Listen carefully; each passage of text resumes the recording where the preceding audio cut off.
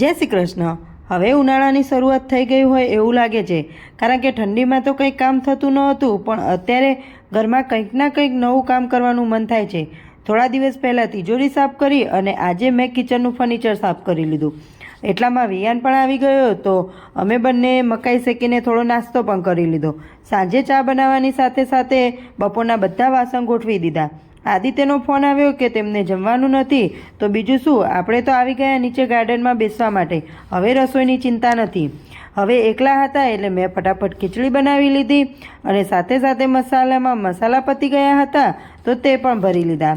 હવે મારે તો સાદી ખીચડી ચાલશે નહીં, એટલે મેં મસ્ત લીલું લસણ ને ડુંગળી નાખી અને વઘારી નાખી। એટલામાં શિવાની ભાભીએ મસ્ત ગોટા બનાવ્યા હતા, તો તે આપી ગયા।